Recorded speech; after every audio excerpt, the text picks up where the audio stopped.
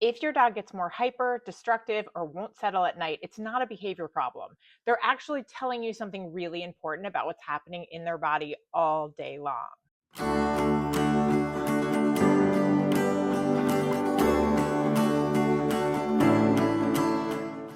So here's what you might be seeing. During the day, your dog is doing pretty good, listening to you, seems mostly calm, maybe a little restless here and there, but nothing crazy. And then evening hits, and all of a sudden, your dog is losing their mind. They're pacing around the house, they're getting into stuff, they're jumping all over you, they won't lie down for more than 2 seconds. Just completely wired. And you're sitting there thinking, what is going on? Like, I don't know. I can't walk them anymore that I'm already walking them. Are they bored? Are they just being a pain?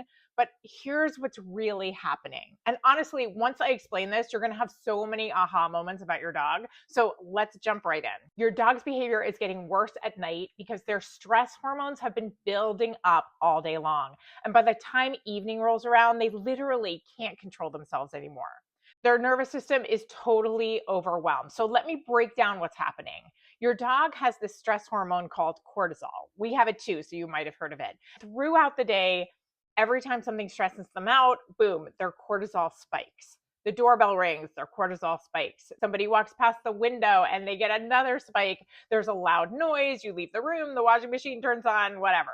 Every single one of those little triggers is adding to their stress level. Now, if your dog's nervous system is balanced and healthy, that cortisol goes right back down after the stressful thing is over. But when your dog is stressed, it doesn't come all the way back down. So every trigger they have during the day, it's just stacking on top of each other, one on top of the next. And by the time you're trying to relax on the couch at night, their cortisol is so high that they're completely fried and hyper. That's why they can't settle down. It's not that they're being bad. Their body is just so overwhelmed that they don't have any idea how to bring themselves back down to calm. So you might be thinking, wait, my dog isn't anxious. They're not scared or cowering under the bed or anything like that. They're just hyper and kind of wild.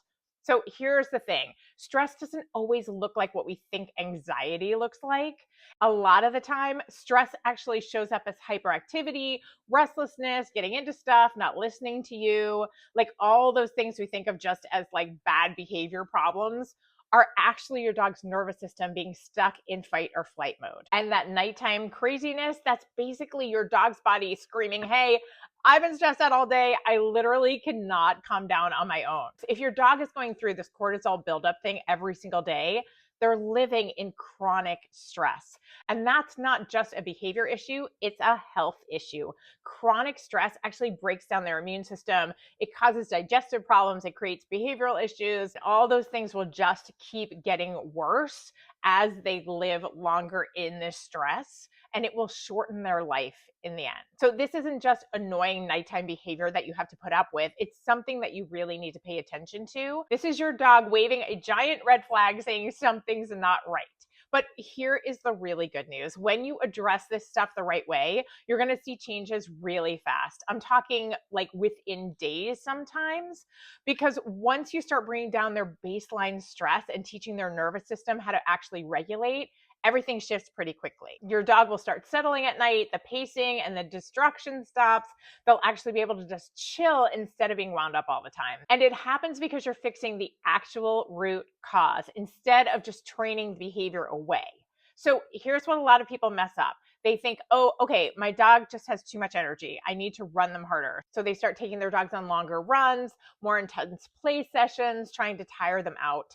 And then their dog gets worse, not better. You might have seen this already. So that's because over exercising a stressed dog actually spikes their cortisol even higher.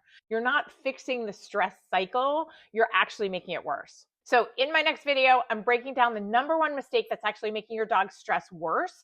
And I'm talking about something that like 90% of dog owners are doing right now, thinking they're helping their dog. You really want to watch that video before you start trying anything else, because if you're making this mistake, nothing else is going to work no matter what you do.